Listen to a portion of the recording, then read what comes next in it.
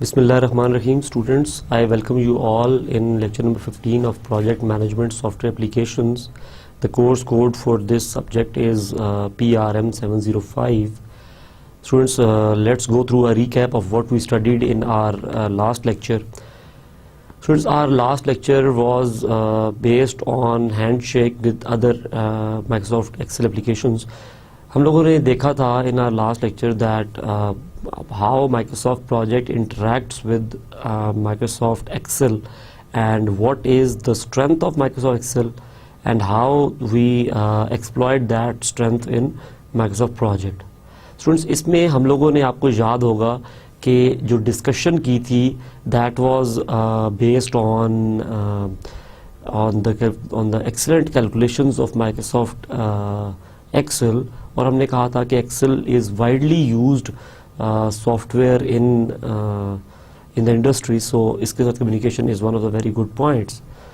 और हमने एक एग्जांपल लिया, हम लोगों ने देखा कि अगर हमारा टेस्ट केसेस जो हैं वो एक दिन में इतने डेवलप होते हैं और total number of test cases इतने हैं तो टोटल कितने दिन लगेंगे, और वो जो ड्यूरेशन हमने निकाला उस ड्यूरेशन को हमने लिंक किया अपने माइक्रोसॉफ्ट प्रोजेक्ट से. और लिंक किस तरह से किया कि हमने कॉपी किया सेल को और उस सेल को कॉपी करके हम माइक्रोसॉफ्ट प्रोजेक्ट में आए, राइट क्लिक किया, पेस्ट स्पेशल किया. आफ्टर क्लिकिंग पेस्ट स्पेशल हमारे पास एक डायलॉग बॉक्स ओपन हो गया. उस डायलॉग बॉक्स में हमने पेस्ट लिंक सेलेक्ट किया ऑन आवर लेफ्ट साइड और हमने उसमें टेक्स्ट डाटा को सेलेक्ट कर लिया. जैसे ही हमने टेक्स्ट डाटा सेलेक्ट किया, ओके प्रेस किया, डाटा यहाँ पे लिंक कर गया आके. और इस लिंकेज की का जो बेनिफिट था, उस लिंकेज का बेनिफिट ये था कि जैसे ही हम एक्सेल में जाके किसी वैल्यू को चेंज कर रहे थे और उस फार्मूला की कैलकुलेशन की बेस पे जब टोटल ड्यूरेशन रीडू हो रहा था तो वो टोटल ड्यूरेशन आपका किधर नज़र आ रहा था, माइक्रोसॉफ्ट प्रोजेक्ट में एग्जैक्टली रिफ्लेक्ट हो रहा था. स्टूडेंट्स, आफ्टर दैट हम लोगों ने ये किया कि हमने यही काम रिवर्स करके देखा कि हमने माइक्रोसॉफ्ट प्रोजेक्ट से एक वैल्यू उठाई, उसको कॉपी सेल किया, एक्सेल में आए, राइट क्लिक किया, पेस्ट स्पेशल क्लिक किया और पेस्ट लिंक को सिलेक्ट करते हुए टेक्स्ट डाटा को क्लिक कर दिया. जैसे हमने क्लिक किया, जो वैल्यू यहाँ पे पेस्ट हुई that was live linked with the Microsoft project. और जैसे जैसे माइक्रोसॉफ्ट प्रोजेक्ट में ड्यूरेशन चेंज हो रहा था वो ड्यूरेशन यहाँ पे भी अपडेट होता जा रहा था. स्टूडेंट्स, इसके बाद जो नेक्स्ट चीज़ हम लोगों ने डिस्कस की थी that was inserting customised column. हम लोगों ने एक कस्टमाइज्ड कॉलम को इंसर्ट करके देखा. और स्टूडेंट्स, यहाँ पे जो हमने बात की थी कि हमारे पास जो हमारा ऐसे कॉलम्स जो माइक्रोसॉफ्ट प्रोजेक्ट ने हमें अलाउ कर दिए, जो माइक्रोसॉफ्ट प्रोजेक्ट ने हमें प्रोवाइड कर दिए, जिनको हम हाइड या शो करवा सकते हैं, जिनको हम विजिबल या इनविजिबल करवा सकते हैं, उसके अलावा कोई अगर ऐसा कॉलम जो कि कोई ऐसी वैल्यू जो आप डालना चाहें और उसके लिए आप समझें कि माइक्रोसॉफ्ट प्रोजेक्ट ने आपको प्रोविज़न नहीं दी, वो आप कैसे कर सकते हैं. मिसाल के तौर पे हमने एग्जांपल ली थी रिस्पॉन्सिबल मैनेजर की. तो हमने कहा था कि अगर रिस्पॉन्सिबल मैनेजर या किसी चीज़ की डिस्क्रिप्शन या किसी चीज़ के रिस्क अगर हम डालना चाहें और वो डालने के लिए हमारे पास प्रॉपर प्लेस अगर अवेलेबल नहीं है तो हम अपनी मर्ज़ी का एक कस्टमाइज्ड फील्ड ऐड कर सकते हैं.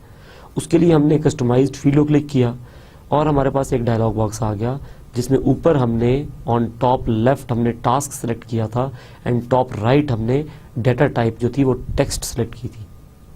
वंस टेक्स्ट सेलेक्टेड, हम लोगों ने ये किया कि नीचे जो हमारे पास टेक्स्ट 1 से लेकर ऑनवर्ड जो फील्ड आ रही थी जो कि वैकेंट माइक्रोसॉफ्ट प्रोजेक्ट ने हमारे लिए क्रिएट कर दी हुई है, हमने उसको क्लिक किया, रीनेम किया और रीनेम करके उस जगह पे अपनी मर्जी की फील्ड क्रिएट कर ली.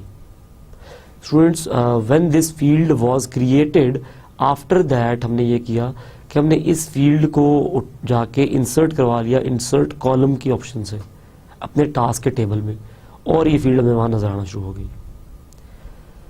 Students, after having discussion on inserting a customized column, we had very good discussion on adding indicators column.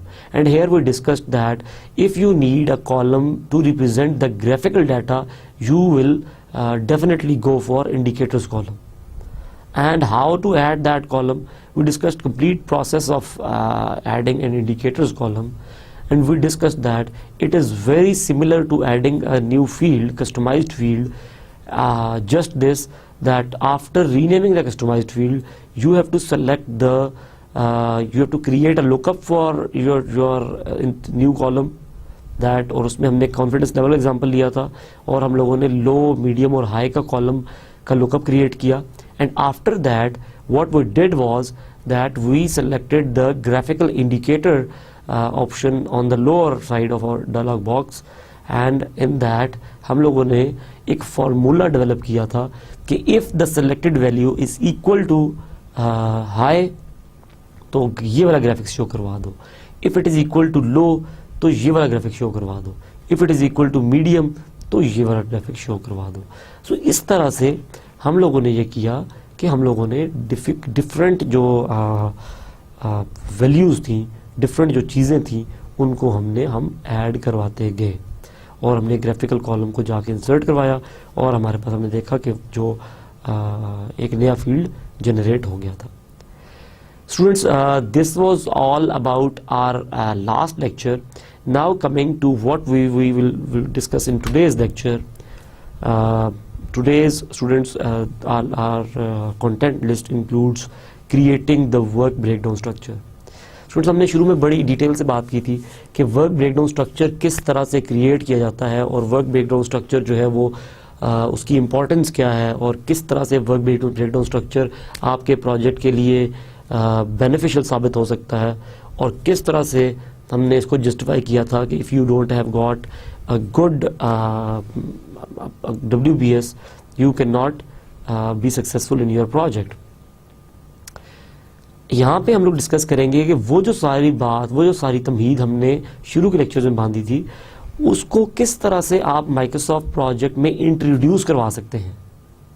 सो हम लोग यहाँ पे डिस्कस करेंगे कि WBS को बनाना किस तरह से है, एंड देन WBS की नंबरिंग कैसे होती है और कैसे हमने नंबरिंग करनी है. सो WBS पे आज मज़ेदार बात होगी इंशाल्लाह. क्रिएटिंग माइलस्टोन पे बात होगी. स्टूडेंट्स, हम लोग माइलस्टोन पे बड़ी डिटेल में बात करेंगे कि माइलस्टोन कैसे क्रिएट किया जाता है. And then constraints and its types, ये एक नया टॉपिक है, इस पे हमने पहले बात नहीं की, और कंस्ट्रेंट्स पे हम लोग बात करेंगे, बड़ी तफसीलन बात करेंगे, कितनी टाइप्स के हैं, क्या बेनिफिट है, यूज़ करना चाहिए कि नहीं करना चाहिए, किस स्टेज पे जाके यूज़ करना चाहिए, ये चीज़ें हम लोग इन चीज़ों को स्टडी करेंगे. Students, after that what we will discuss is the deadlines. हम लोग देखेंगे कि डेडलाइन क्या है, डेडलाइन का पर्पज़ क्या है, डेडलाइन कैसे ऐड की जाती है और किस तरह से डेडलाइन आपको बेनिफिट प्रोवाइड करेगी in your project planning and project management. Students, after that अगर हमारे पास आज के लेक्चर में कुछ टाइम बचा तो हम लोग आज कोशिश करेंगे कि रिसोर्सेज को कवर कर लें, कुछ बातचीत रिसोर्सेज पे स्टार्ट कर दें कि रिसोर्सेज होते क्या हैं प्रोजेक्ट से related. Students, before that I move to our lecture for today, I must discuss certain things over here. यार देखिए, आप लोगों को हम ये सॉफ्टवेयर यहाँ पे सिखा रहे हैं और I must tell you कि इंशाल्लाह अगर आप लोगों ने इस चीज़ को प्रॉपर प्रैक्टिस किया और प्रॉपर तरीके से सीखा, हमारी पूरी कोशिश होगी कि हम माइक्रोसॉफ्ट प्रोजेक्ट के वो तमाम फीचर्स जो कि आपको प्रोजेक्ट प्लान करने में और प्रोजेक्ट ट्रैक करने में आपको हेल्प आउट करते हैं, वो तमाम फीचर्स हम लोग यहाँ पे इन डिटेल डिस्कस करें. हमारी कोशिश होगी कि वो लोग जो कि प्रोजेक्ट प्लानर की जॉब कर रहे हैं, वो लोग जो कि मॉनिटरिंग एंड कंट्रोल की जॉब कर रहे हैं, वो लोग जो कि प्रोजेक्ट मैनेजमेंट की जॉब कर रहे हैं कंप्लीट, वो लोग जो कि प्रोजेक्ट कोऑर्डिनेशन की जॉब कर रहे हैं, उन तमाम को किस तरह से ये सॉफ्टवेयर हेल्प आउट करेगा उसको प्रॉपरली आपको एक्सप्लेन करें और प्रॉपरली आपको उस पर हेल्प आउट करें. इसके साथ साथ हमारी आपसे ये एक्सपेक्टेशन भी होगी कि वो तमाम चीज़ें जो कि हम आपको यहाँ बता रहे हैं आप उनको प्रॉपरली इम्प्लीमेंट करें, और अगर आपको किसी किस्म का कोई हर्डल आता है तो आप कॉमसेट्स वर्चुअल कैंपस को कांटेक्ट कीजिए और कांटेक्ट करके आप इनसे हम लोगों से डिस्कस करें, आप हमें बताइए कि आपको क्या हर्डल आ रहा है, और definitely we will try to help you out. Students, एक और बात कि ड्यूरिंग योर एग्जाम्स आप लोगों ने मैं गाय बगाए बात बताता रहूँगा कि you have to come up with those words. कुछ चीज़ें हैं जिन पे मैं बहुत ज़्यादा एम्फेसाइज करता हूँ, उन चीज़ों को आपने ज़ेहनशी करना है। जिस तरह से मैंने कहा कि if you want to show any graphical data in your column, then you will use indicators column. So if the question appears as what is indicators column, then what you will write is this definition that अगर आप graphical data represent करना चाहते हैं तो आप indicators column use करेंगे.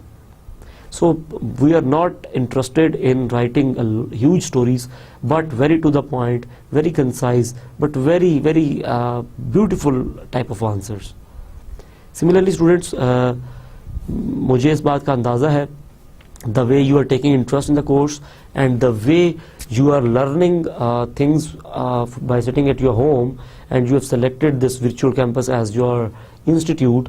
We are very hopeful that आप लोगों का will है सीखने का, और we must assure you that we have got will कि हम लोग आपको चीज़ें सिखाएंगे भी, और इंशाल्लाह आपको उसमें हेल्प आउट भी करेंगे जहाँ पे आपको हर्डल आया. So we are like team, you are part of team, we are part of team, we are working together to learn these tools, to learn these subjects, and inshallah we have to come up with a very successful alumni of ComStats Virtual Campus.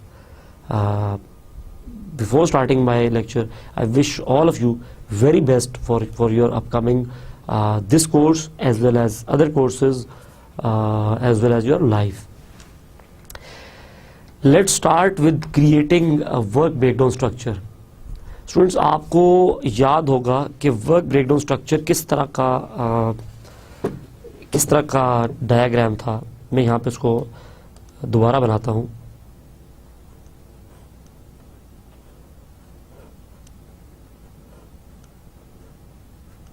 It was a tree structure like this. इसको आप further decompose कर लेते थे and then further decompose, और आप decompose करते चले जाते थे. हमने कहा था कि जो टॉप मोस्ट लेवल है, the topmost level is control accounts. This is control accounts, and then उसके नीचे थे हमारे वर्क पैकेजेस. हम लोगों ने ये बात डिस्कस की थी. स्टूडेंट्स, ये तो ट्री का एक कन्वेंशनल तरीका हो गया. क्या ट्री को मैं ऐसे बना सकता हूं? दिस इज प्रोजेक्ट अंडर दो फेजेस, सपोज करें ए और बी, एंड देन बी के अंडर दो फेजेस, एंड देन इसके अंडर सी और डी, एंड देन डी के अंडर दो फेजेस ई एंड एफ. क्या मैं इस तरह से बना सकता हूं? आप समझते हैं कि इस तरह से ट्री बन सकता है? यस स्टूडेंट्स, ट्रीज जो हैं, अगर आपने कभी गौर करें तो आप जो माइक्रोसॉफ्ट वर्ड में जो हेडिंग्स या जो बुलेट्स बना रहे होते हैं, वो एक तरह से ट्री बनता जा रहा होता है कि मेन बुलेट ये आ गई, इसके नीचे 3 सब बुलेट्स, तीसरी सब बुलेट के नीचे 2 सब बुलेट्स ये आ गई, दूसरी सब बुलेट के नीचे 1 बुलेट ये आ गई. इस तरह से आप बुलेट्स क्रिएट करते जाते हैं तो आपका ट्री डेवलप होता चला जाता है. स्टूडेंट्स, सेम ट्री हम लोग देखते हैं कि उस ट्री स्ट्रक्चर को माइक्रोसॉफ्ट प्रोजेक्ट में किस तरह से क्रिएट किया जाता है. स्टूडेंट्स, आप देखिए कि मैंने अपने प्रोजेक्ट को किस तरह से डिवाइड कर लिया. सबसे ऊपर मेरे पास मेरा प्रोजेक्ट का नाम आ रहा है. ये देखिए, इसके अंदर मेरा पहला फेज आ रहा है. अब मैंने यहां पे एक फेज क्रिएट कर दिया. This is my phase 1.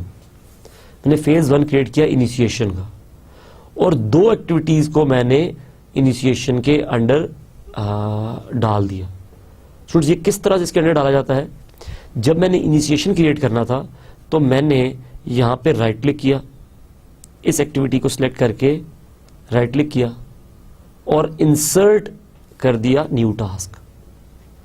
जब मैंने इंसर्ट न्यू टास्क किया, उसने पूछा टास्क का नाम क्या है, मैंने कहा इनिशिएशन। इनिशिएशन के नाम से मेरा टास्क यहाँ पे ऐड हो गया। स्टूडेंट्स, जैसे ही मैंने इनिशिएशन का टास्क ऐड किया तो एक ऑर्डिनरी टास्क जिस तरह से बाकी सारे टास्क हैं वो टास्क ऐड हो गया ना। उसके नीचे मेरे दो टास्क आ रहे थे, रिक्वायरमेंट गैदरिंग और रिक्वायरमेंट एनालिसिस। सो स्टूडेंट्स, हमने क्या किया कि रिक्वायरमेंट गैदरिंग और रिक्वायरमेंट एनालिसिस को क्योंकि हमने इनिशिएशन के अंडर लेके आना था, हमारे पास यहां पे दो बटन से इंडेंट एंड आउटडेंट, इंडेंट एंड आउटडेंट के दो बटन थे हमारे पास। हम लोगों ने इन दो एक्टिविटीज को सिलेक्ट किया क्योंकि हम इन दोनों को मूव करना चाह रहे हैं इनिशिएशन के अंडर, और हमने इंडेंट को क्लिक कर दिया। जैसे ही हमने इंडेंट क्लिक किया, ये दो एक्टिविटीज इनिशिएशन के अंडर मूव कर गई और ये इनिशिएशन का पार्ट बन गई। अब अगर मैं इस साइन पे क्लिक करूं, जो मेरे पास इस तरह से नेगेटिव का बॉक्स के अंदर साइन आ रहा है, मैं इस पे क्लिक करूं तो ये सारी एक्टिविटीज रोल अप होके इसके अंदर छुप जाएंगी। They will all collapse into initiation, and when they will collapse into initiation, this sign will be converted as, and when it will be converted as plus sign like this means that the activity which you are looking at could be expanded further. It is an expandable activity. ये आपको indicate कर रहा है that this activity initiation is an expandable activity and there are some collapsed activities under this initiation. So when you will click on this plus, if you click on this plus, it will get converted to this negative sign, minus sign, and all activities under that initiation will be shown to you. वो आपको नजर आना शुरू हो जाएंगी। That's how this collapse and decollapse feature works. इसके बाद अगर नेक्स्ट फेज आपने करना है डिजाइन का, you will again insert an activity named as design like this, and you will select all these three activities which you think must come under this design phase. You will select them and you will indent them to one level. उसको एक level indent कर देंगे तो ये activity उसके under move कर जाएगी। Now ये जो एक्टिविटीज हैं, जो आपकी ये एक्टिविटीज हैं, इनका जो गैंट चार्ट में नजर आएगा वो बार नजर आएगा, टास्क बार ब्लू कलर वाली। बट ये जो एक्टिविटी है जिसके अंदर रोल अप कर रही है ये सारी activities, this is summary activity, और इसकी बार समरी बार नजर आएगी, इसकी समरी बार नजर आएगी। सो हम लोगों ने यस्टरडे देखा था समरी बार की फॉर्मेटिंग क्या है, और हमने देखा था कि हमारी जो नॉर्मल बार है उसकी फॉर्मेटिंग इस तरह होती है। सो यहाँ पे आपको मैंने एक्सप्लेन कर दिया कि बार कहाँ नजर आएगी और समरी बार कहाँ पे नजर आएगी।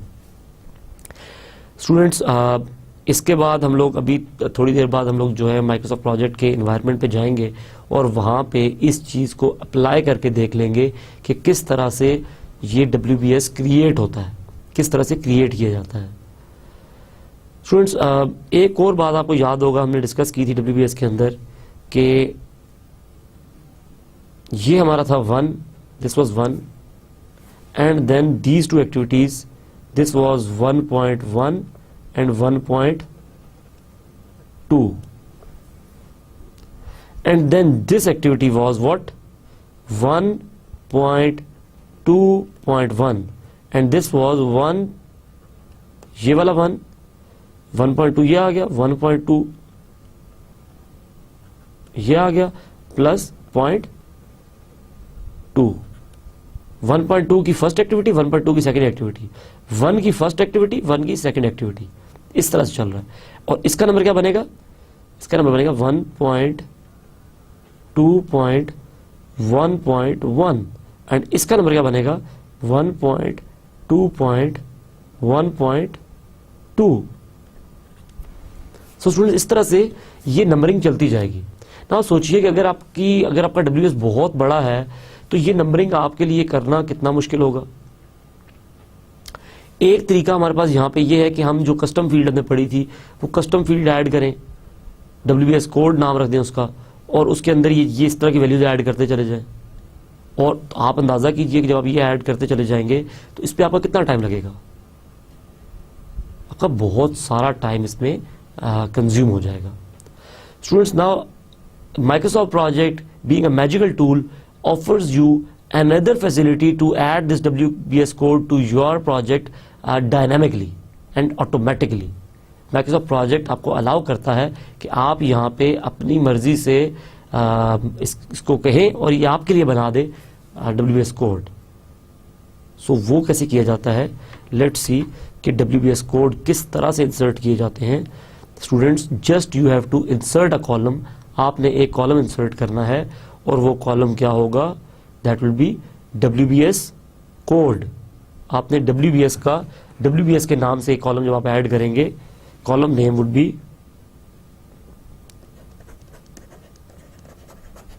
इंसर्ट अ कॉलम WBS के नाम से एक कॉलम ऐड कर दीजिए। स्टूडेंट्स, आप जैसे ही इस कॉलम को ऐड करेंगे तो क्या होगा कि आपका यहाँ पे एक नया कॉलम ऐड हो जाएगा। इस कॉलम में क्या नजर आएगा आपको स्टूडेंट्स, इस कॉलम में आपको इस तरह से WBS नजर आएगा। ये देखिए, ये मेरा प्रोजेक्ट नाम है, ट्री का सबसे टॉप मोस्ट नोड है, ये इस तरह से नजर आ रहा है। First level are my control accounts, ये मेरा कंट्रोल अकाउंट है, देखिए 1.1 मेरा कंट्रोल अकाउंट, ठीक हो गया। ये मेरा कंट्रोल अकाउंट, ये मेरा कंट्रोल अकाउंट, ये मेरा कंट्रोल अकाउंट, ये मेरा कंट्रोल अकाउंट और ये मेरा कंट्रोल अकाउंट, ये मेरे कंट्रोल अकाउंट्स हो गए। बाकी देखिए वर्क पैकेजेस की जितनी नंबरिंग बन रही है, ये तमाम की तमाम नंबरिंग इसने मुझे ऑटोमेटिकली बना के दे दी to help me out. These are the little benefits जो कि कम्युलेट होके इतने आपको बेनिफिट कर देते हैं कि आपका project is on your finger tips. So students, इसके बाद हम लोग करके देख लेंगे कि हम अभी जैसे ही हम माइक्रोसॉफ्ट प्रोजेक्ट की इन्वायरमेंट में जाएंगे तो किस तरह से WBS क्रिएट किया जाएगा और किस तरह से WBS कोड शो करवाए जाएंगे। Students, the next topic which we have to discuss is very common topic जो हमने पहले डिस्कस कर चुके हैं। जस्ट हल्का सा इसको देख लेते हैं कि अगर आपने कोई माइलस्टोन क्रिएट करना है, if you want to create a milestone, तो स्टूडेंट्स आप यहाँ पे जस्ट ये करेंगे, इसका ड्यूरेशन 0 डेज कर देंगे। जैसे ही आप ड्यूरेशन 0 डेज करेंगे तो आपके पास माइलस्टोन डायमंड की फॉर्म में नजर आना शुरू हो जाएगा। Milestone is what, it's a significant event on your timeline for which your customer is looking for. So ये एक इंपॉर्टेंट चीज है जिसके बारे में आप कंसर्न है, सिग्निफिकेंट इवेंट है and it has got as duration 0। Students, अगर आप ये डायमंड को चेंज करना चाहेंगे तो आप क्या करेंगे, जरा थोड़ा सा दिमाग पे जोर डालिए। अगर मैं आपसे कहूं कि मेरे माइलस्टोन की जगह रेड डायमंड आ जाए, इफ आई वांट हियर कि मेरे पास रेड डायमंड आ जाए,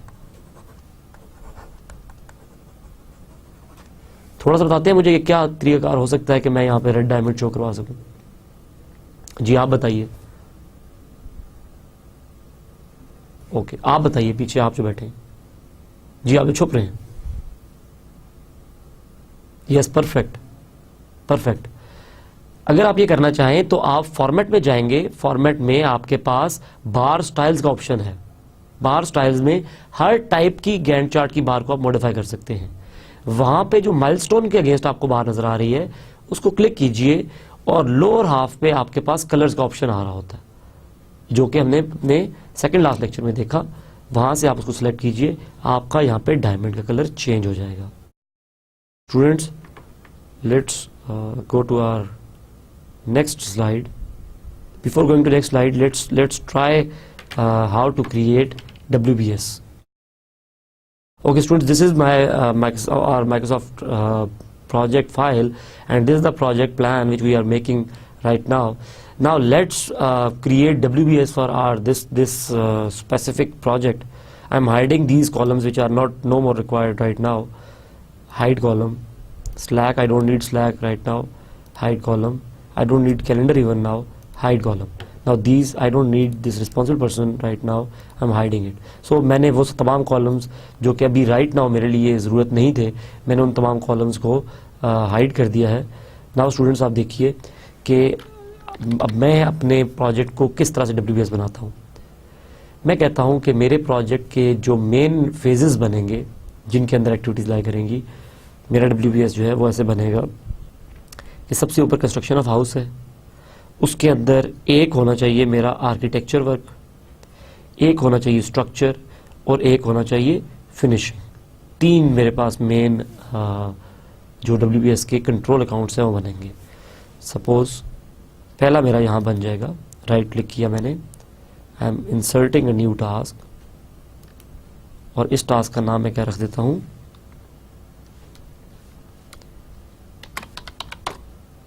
architecture work. So architecture work के नाम से मैंने एक ऐड कर दिया. नाउ आर्किटेक्चर वर्क की जो एक्टिविटी नॉर्मल एक्टिविटी ऐड हो गई, इसके अंदर कौन कौन से मैंने एक्टिविटी डालना चाहता हूँ. मैं चाहता हूँ एक आइडेंटिफाई आर्किटेक्ट आ जाए, सिलेक्शन ऑफ हाउस प्लान आ जाए, आर्किटेक्ट डिजाइन फाइनलाइजेशन आ जाए,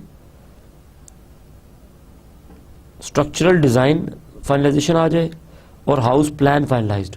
ये तमाम चीज़ें जो हैं ये मेरे आर्किटेक्चर में आ जाएं. सो स्टूडेंट्स मैं क्या करता हूँ, मैं इन तमाम एक्टिविटीज़ को शिफ्ट करके सिलेक्ट कर लेता हूँ, या मैं इन तमाम एक्टिविटीज़ को यहाँ से सिलेक्ट कर लेता हूँ.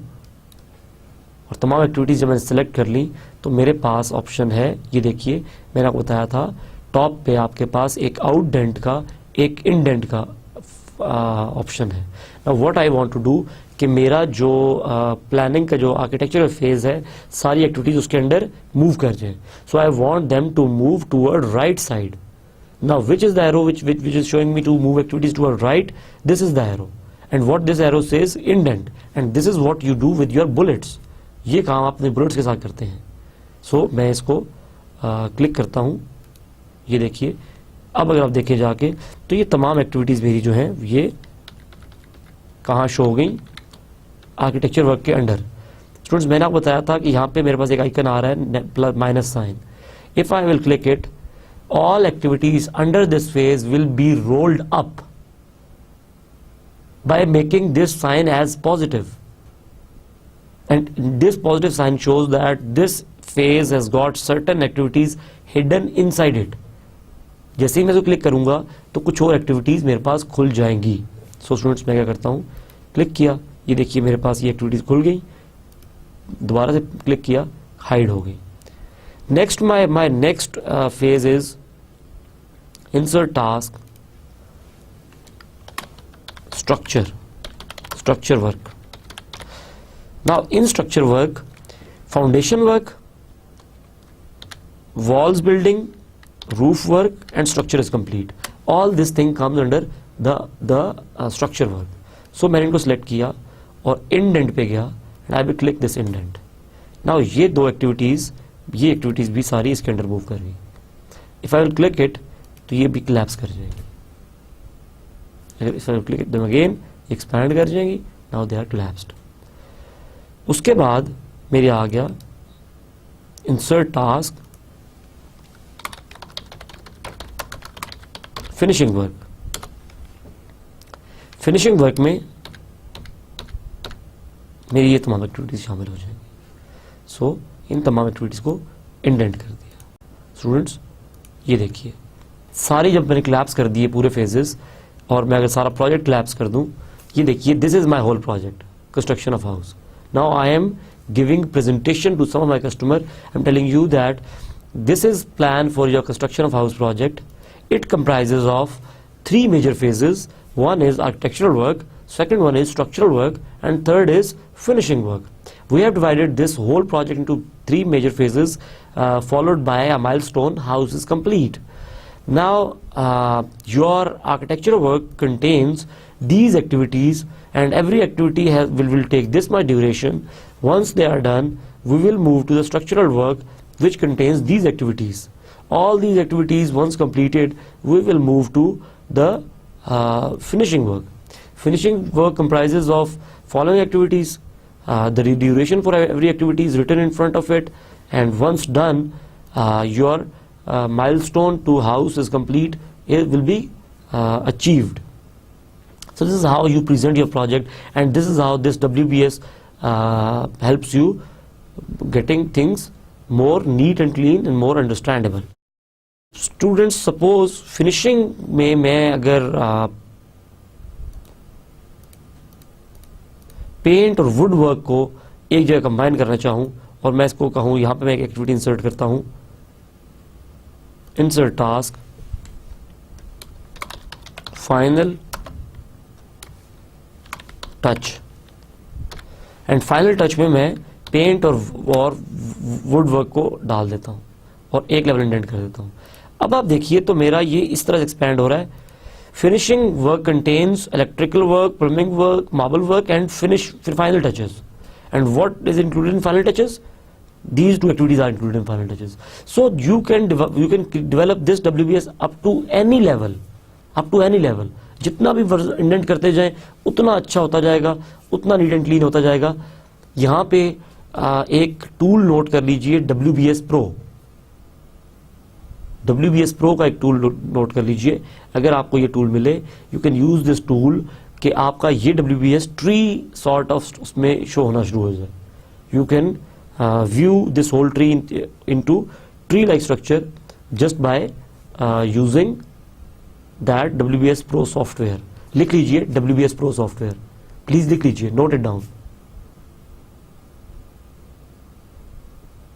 गुड स्टूडेंट्स, WBS बन गया. WBS के साथ साथ WBS कोड भी देखना है कि WBS कोड क्या कहता है, वो कैसे शो होता है. सो मैं यहां पे राइट क्लिक करता हूं, राइट क्लिक और इंसर्ट कॉलम WBS. ये देखिए मेरा WBS आ गया, इंसर्ट किया. ये देखिए स्टूडेंट, जो एक्टिविटीज नजर आ रही हैं वो तमाम एक्टिविटीज जो हैं उनका कोड ये देखिए मेरे पास आ रहा है 1.1. सबसे ऊपर वर्क ये देखिए, this is level 1. Now this is my control accounts 1.1, 1.2, 1.3, 1.4. In architectural work there is 1.1.1, 1.1.2 and so on. Similarly, in structural work, it is like this. In finishing work, you see, it's like this. And in final touches, which is in 1.3.4, if you click, it is further 1.3.4.1 and 1.3.4.2. So this is how your code will keep on generating, और आपका सारा project plan होता चला जाएगा. जब भी काम कर रहे हो, चीज़ों को साथ साथ सेव करते जाइए. स्टूडेंट्स, आप देखिए कि जो मेरा आर्किटेक्चरल वर्क का मैंने बनाया था WBS का एक कंट्रोल अकाउंट, इसके आगे मुझे समरी टास्क शो हो रहा है, समरी बार शो हो रही है, because it is my summary task. इसका अपना ड्यूरेशन या डेट्स मैं एंटर नहीं करूंगा कभी भी. I will never enter dates और duration for this summary task. Summary task का डेट और ड्यूरेशन कैलकुलेट होगा जो उसके नीचे जो एक्टिविटीज है उनकी start date of earliest activity and finish date of the latest activity, उसकी बेस पे आपका ड्यूरेशन कैलकुलेट हो जाएगा. Students, once done with this thing, हमारा जो WBS है ये जब बन गया, now let's go back to the slides. I hope के we haven't studied anything else other than this thing. Now let's go back to our slides and let's see what's next in our lecture today. Creating milestone, इसको हम already देख चुके हैं और हमने पहले lecture से हम इस चीज़ को करते जा रहे हैं. जब से हमने प्रोजेक्ट प्लान करना स्टार्ट किया है हमने कुछ माइलस्टोन्स क्रिएट करके देखे. So it is not much difficult thing to handle. Okay students, very important topic, that is constraints. Constraints क्या होते हैं students? what is a constraint? क्या आप मोटरवे पे गाड़ी चला सकते हैं 140 की स्पीड पे? No. Why? Because motorway police has provided you with a constraint of 120 speed limit. अब 120 से ऊपर नहीं जा सकते. This is constraint by motorway police.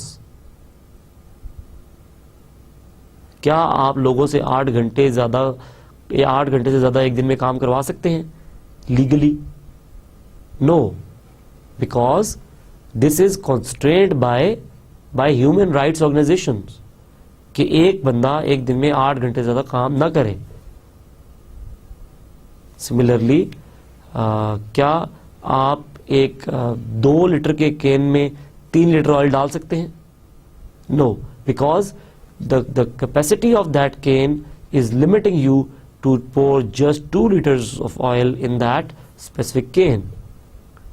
So this is called limitations. These are limitations and constraints are the limitations. ये आपको limitations provide करते हैं। कितनी types के constraints हैं आपके पास? In Microsoft project you have got 3 types of constraints. 3 तरह के constraints हैं। Flexible constraint, moderate constraint and inflexible constraint. Flexible constraint, moderate constraint, inflexible, थोड़ी थोड़ी एग्जांपल्स को कनेक्ट करने की कोशिश करते हैं। फ्लेक्सिबल कॉन्स्ट्रेंट, मैं आपसे कहूं कि परसों के बाद जब मर्जी आ जाओ मिलने। Now this is sort of flexible constraint, ठीक है। रादर मैं इसको इस तरह से रिफ्रेज करता हूं कि मैं आपसे कहूं कि जब मर्जी आ जाओ मिलने। आप कहते हैं फलां जगह जाना है, जब आप कहोगे चले जाएंगे। हाँ, जब आप कहोगे तब खाना खा लेंगे। ना ये क्या है? दीज आर इनफ्लेक्सिबल कॉन्स्ट्रेंट्स, बिल्कुल फ्लेक्सिबल कॉन्स्ट्रेंट्स जो कि बहुत ज्यादा फ्लेक्सिबल हैं। हम आपको लिमिटाइज नहीं कर रहे। और दीज आर फ्लेक्सिबल कॉन्स्ट्रेंट्स, हम आपको बहुत ज्यादा बाउंड नहीं कर रहे। हम आपसे कह रहे हैं ठीक है आप जब मर्जी आ जाना, जब आपको खाना खा लेंगे, जब आप कहेंगे हम चले जाएंगे, as you wish. This is flexible sort of constraint, कोई मसला नहीं है। देन आ जाता है मॉडरेट कंस्ट्रेंट्स। मैं आपसे कहता हूं यार कि आप ऐसा करें 5 तारीख के बाद जब मर्जी आ जाए। हाँ, रात 8 के बाद जब आप कहेंगे खाना खा लेंगे। हाँ ठीक है, क्या कर दिया मैंने एक आपको मॉडरेट टाइप ऑफ कंस्ट्रेंट दे दिया। मैंने आपको कह दिया कि 5 से पहले मत आए, 5 तारीख से पहले नहीं, उसके बाद जब आप कहेंगे हम मिल लेंगे। सो मैंने एक तरह तो एक साइड तो मैंने रिजिड कर दी, एक साइड फ्री है मेरे पास। 5 तारीख के मैंने रिजिड कर दिया, दूसरी साइड पे it is very much free.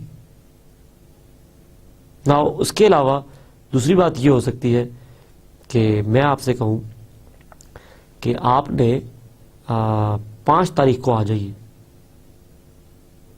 ना 5 से पहले ना 5 के बाद। Now I am getting rigid, this is inflexible constraint. मैं आपसे कहूं हाँ रात 8 बजे खाना खाएंगे, कल 2 बजे जाएंगे, जनवरी के महीने में फला काम करेंगे।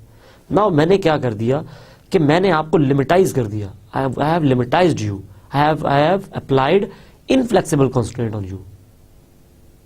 सो इस तरह प्रोजेक्ट एक्टिविटीज के अंदर भी ये चीजें हो सकती हैं। प्रोजेक्ट एक्टिविटीज के अंदर भी ये चीजें हो सकती हैं। सो इसकी डेफिनेशंस देख लेते हैं। A flexible constraint allows a task dates to change as the schedule changes. ये अब वो कह रहा है कि फ्लेक्सिबल कॉन्स्ट्रेंट क्या करता है कि एक टास्क की तारीखों को मॉडिफाई कर सकते हैं जैसे जैसे स्केड्यूल चेंज होता जाए। सपोज कीजिए मेरे पास एक ही टास्क है, task this is task A followed by task B। ये टास्क स्टार्ट हो रहा है 1 तारीख को, खत्म हो रहा है 5 तारीख पे। और इसका जो रिलेशनशिप है that is finish to start, कि जब मेरा टास्क A खत्म होगा, इसका मतलब है कि टास्क A खत्म होगा तो B तब शुरू होगा। और B शुरू होता है 5 तारीख को और खत्म होता है 7 तारीख पे। ना B कब शुरू हो रहा? 5 पे शुरू हो रहा, क्योंकि 5 पे खत्म हो रहा है तो 5 से ये शुरू हो जाएगा और 7 पे खत्म हो जाएगा। अब अगर आपके पास फ्लेक्सिबल कॉन्स्ट्रेंट है तो क्या होगा कि आप अगर ए 6 दिन ले जाए तो बी 1 से 6 कर लें, तो बी 6ठे दिन शुरू हो जाएगा और 8वें दिन खत्म हो जाएगा। कोई प्रॉब्लम नहीं है, कोई मसला नहीं है। जितना पिछली एक्टिविटी जिस पर डिपेंडेंट है वो डिले होगी, अगली एक्टिविटी उतनी डिले हो जाएगी।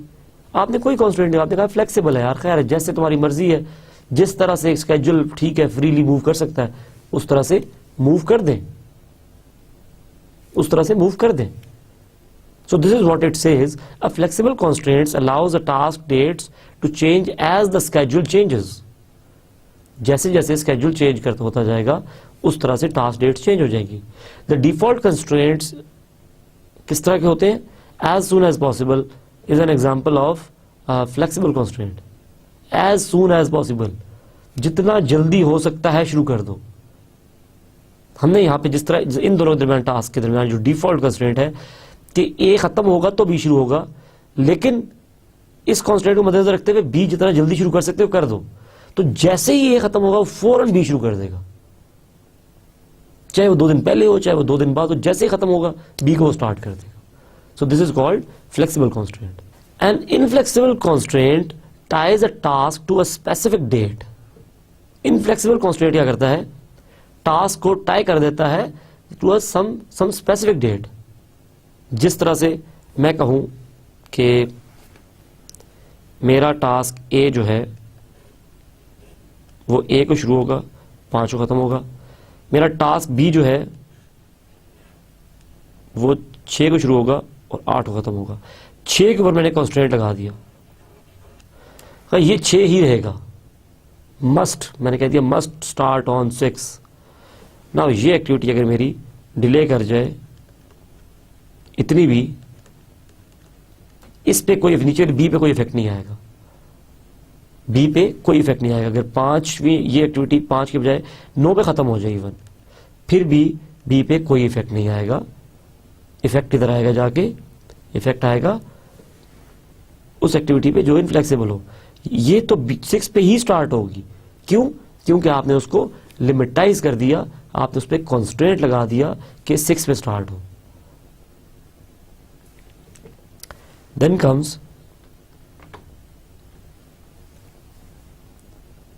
moderate. Between the flexible and inflexible constraints are the moderate constraints. Flexible और inflexible के अंदर क्या है? आपके पास moderate constraints है।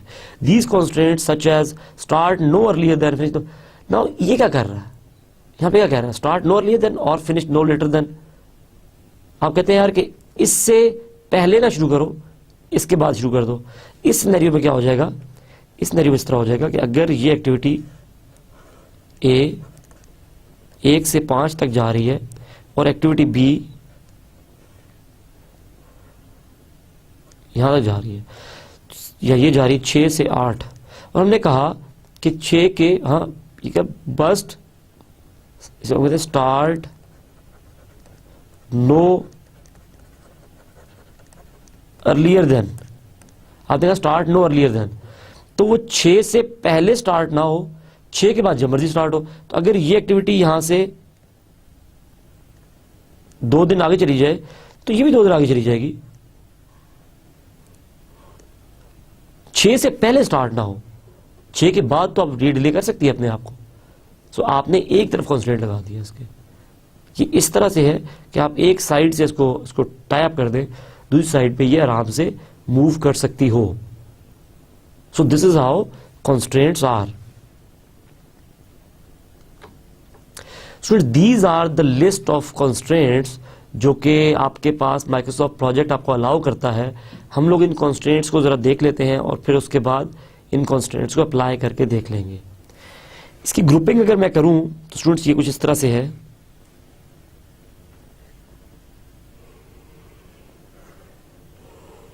First group is this,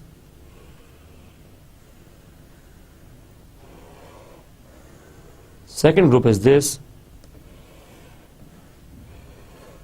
and third group is this.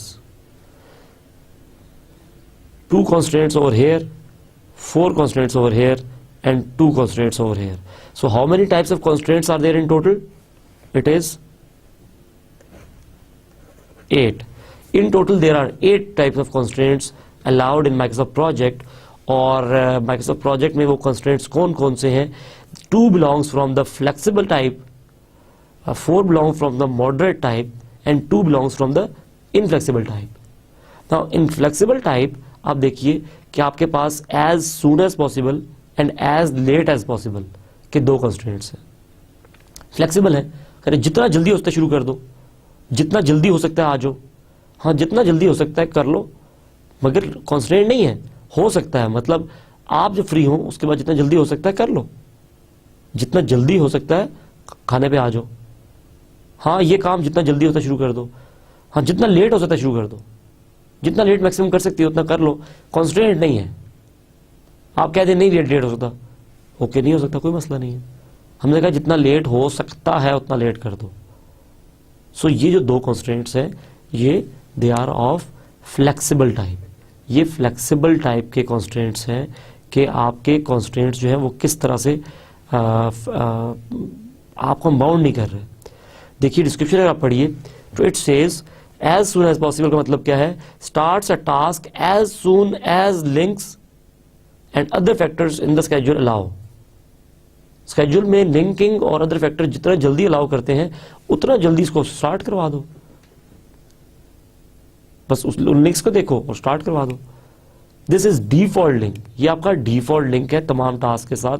जिस तरह फिनिश टू स्टार्ट था, फिनिश टू स्टार्ट के साथ जो कंस्ट्रेंट होता है default that is as soon as possible. So कभी अगर आपने डिफॉल्ट लिंक करना हो just go and apply as soon as possible. Next thing is as late as possible के जितना देर से होता है शुरू करो. So it says starts a task as late as possible without delaying the project finish date. So आप project की फिनिश डेट को डिले किए बगैर जितना लेट स्टार्ट करवा सकते हो करवा लो. देखिए आपने फ्लेक्सिबल कॉन्स्टेंट लगा दिया. उसके बाद अगले 4 कॉन्स्टेंट आगे आपके moderate constant. One is start no earlier than. आपने उसको एक साइड से बाउंड कर दिया. किस साइड से? आपने उसको स्टार्ट डेट पे बाउंड कर दिया कि स्टार्ट डेट पे स्टार्ट नो अर्लियर देन. फिर आपने उसको फिनिश डेट पे कर दिया कि finish no earlier than, start no earlier than. हाँ ये काम तुम शाम 5 से पहले शुरू ना करना, बाकी जब मर्जी कर दो. हाँ इस काम को 10 तारीख से ज्यादा लेट नहीं होना चाहिए, बाकी जैसे जैसे मर्जी तुम मैनेज कर लो, देख लो 10 से लेट ना हो बस. Start no later then. 10 के बाद ना शुरू करना यार, 10 से पहले जब मर्जी शुरू कर दो. फिनिश नो लेटर देन यार उसके बाद खत्म ना हो, पहले जितना मर्जी खत्म हो जाए. तो ये सारे constants, these constants are called moderate constants. ये आपके मॉडरेट कॉन्स्टेंट्स हैं. डिस्क्रिप्शन की एग्जैक्टली यही चीज़ जो मैंने बताई है आपको शो कर रही है. You can read them out in your free time. Next is must start on and must finish on. Now in constants आप देखिए, हाँ 6 तारीख को कर देना, 6 तारीख को ही करना, 6 तारीख को लाजमन कर देना. आप पे लाजमी करार दे दिया कि ये काम तो 6 को ही होगा, ये काम तो फलां दिन ही होगा. सो आपका कॉन्स्टेंट जो है वो इस तरह से लग जाएगा, मस्ट स्टार्ट ऑन और मस्ट फिनिश ऑन. सो ये आपको अलाउ करता है कि आप ये कॉन्स्टेंट्स लगा सकें. कॉन्स्टेंट्स स्टूडेंट सेट किसी कैसे किए जाएंगे हम जरा स्क्रीनशॉट में देख लेते हैं, फिर उसके बाद इस चीज को हम लोग अप्लाई करके देख लेंगे कि ये अप्लाई कैसे किया जाता है. टास्क बेस्ड फंक्शन है, किसी टास्क पे कॉन्स्टेंट लगता है, तो टास्क पे कॉन्स्टेंट लगाने के लिए क्या करेंगे? वेरी कॉमन, आप टास्क पे राइट क्लिक करेंगे और उसकी इंफॉर्मेशन में चले जाएंगे. सो आप यहाँ पे कर लिख भी दीजिए कि ये आप जाएंगे, you will go to task info. Task info में जाएंगे तो आपके पास ये डायलॉग बॉक्स खुल जाएगा टास्क इन्फॉर्मेशन जैसे ही क्लिक करेंगे, इस डायलॉग बॉक्स में आपके पास एक टैब है एडवांस्ड का। आपको याद होगा इस टैब को हमने विजिट किया था जब हमने कैलेंडर सेट करना था। स्टूडेंट्स, एडवांस्ड के टैब में आपके पास एक ऑप्शन है कंस्ट्रेंट टाइप। कंस्ट्रेंट टाइप में आपके पास ये सारे कंस्ट्रेंट्स मौजूद हैं। ये देखिए, as late as possible, as soon as possible, finish no earlier than, finish no later than, must finish on and so on. आपके पास ये तमाम की तमाम लिस्ट ऑफ कंस्ट्रेंट्स जो है ये मौजूद है। सो स्टूडेंट्स, क्या हुआ कि आपके पास ये कंस्ट्रेंट्स आपने लगा दिए, आपने ये कंस्ट्रेंट्स अप्लाई कर दिए। स्टूडेंट्स, एक बात याद रखिएगा, ये कंस्ट्रेंट्स जो हैं they are not something easy.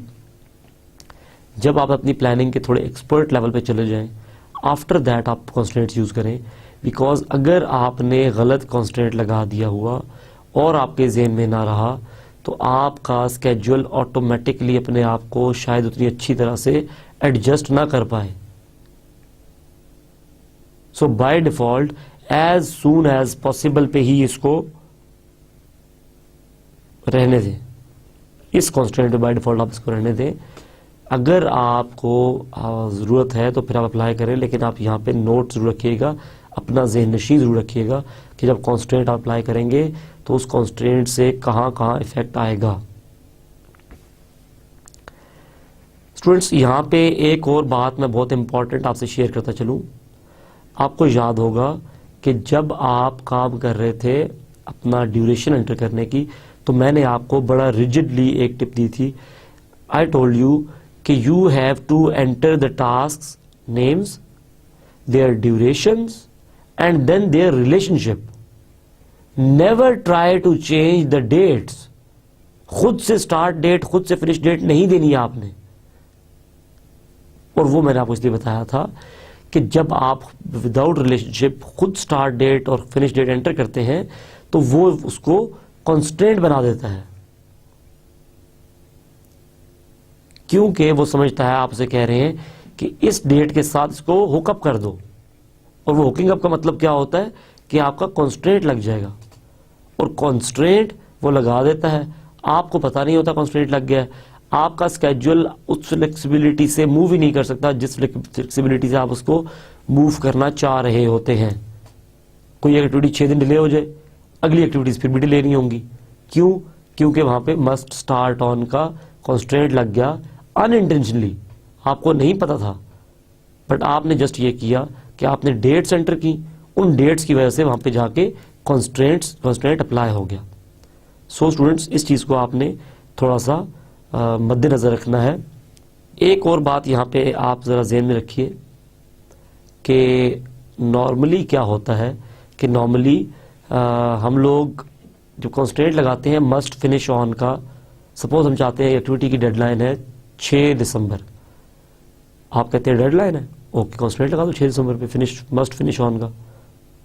लेकिन must finish on will lock that activity on that date.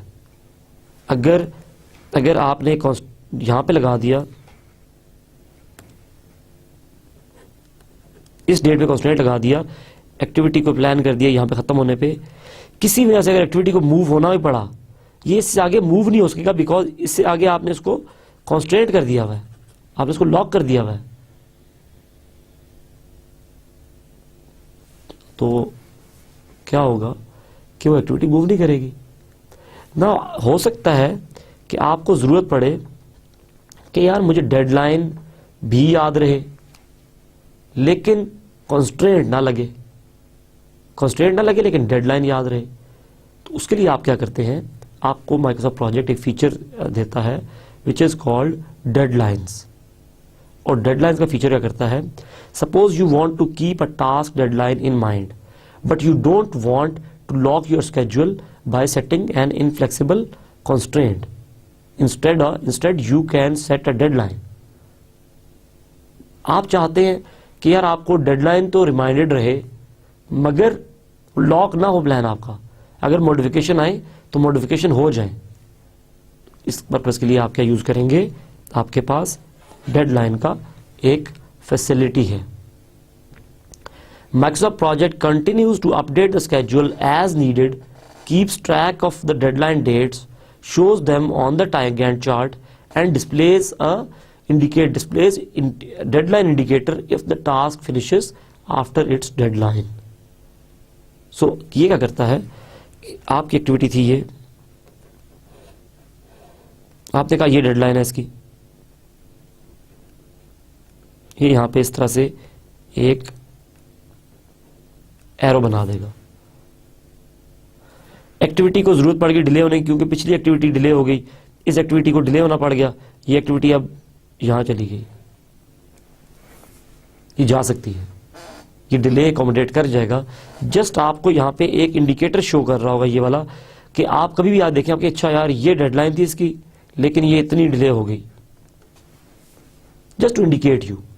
So deadline जो है वो उसका पर्पज ये होता है। And how to set deadline, कैसे सेट की जाती है। आप कहते हैं यार कि टास्क इंफॉर्मेशन में जाएं, टास्क इंफॉर्मेशन में जाइए और टास्क इंफॉर्मेशन में एडवांस के टैब में, जहां कॉन्स्ट्रेंट के सिलसिले में गए थे हम, वहां जाइए और वहां जाके एक डेडलाइन का आपके पास ऑप्शन होगा। इस डेडलाइन के ऑप्शन में उस एक्टिविटी की डेडलाइन यहां पे सेलेक्ट कर दीजिए। जैसे ही आप ये सेलेक्ट करेंगे और इसको ओके करेंगे तो क्या होगा कि आपके पास इस डेट पे डेडलाइन सेट हो जाएगी। स्टूडेंट्स, इस इन दोनों चीज़ों को, कंस्ट्रेंट्स और डेडलाइन को अप्लाई करके देख लेते हैं कि how we can do both these things. So this is our plan, जिस पे हम लोग फ्रॉम स्टार्ट काम कर रहे हैं। आप ये देखिए कि अगर मैं इस एक्टिविटी को जो कि ख़त्म हो रही है सपोज 14 अगस्त को, देखिए अगर मैं इसको कॉन्स्टेंट लगाना चाहूँ तो मैं कैसे लगाऊंगा। टास्क इन्फॉर्मेशन में गया और टास्क इन्फॉर्मेशन में जाके एडवांस्ड के टैब में मैंने क्या किया कि यहाँ पे मस्ट फिनिश ऑन का एक कॉन्स्टेंट लगा दिया और ओके कर दिया। कॉन्स्टेंट डेट क्या है, मैंने कहा किस डेट को, सपोज करें हमारी ये एक्टिविटी जो थी, सपोज डेट नोट कर लेते हैं, ये एक्टिविटी हमारी शुरू हो रही है मस्ट फिनिश ऑन 19 अगस्त। 19 अगस्त को ये ख़त्म हो रही है, तो हम इस पे चले गए एडवांस के टैब में, मस्ट फिनिश ऑन 19 अगस्त। अगस्त 19 को हमने कहा कि ये फिनिश मस्ट हो।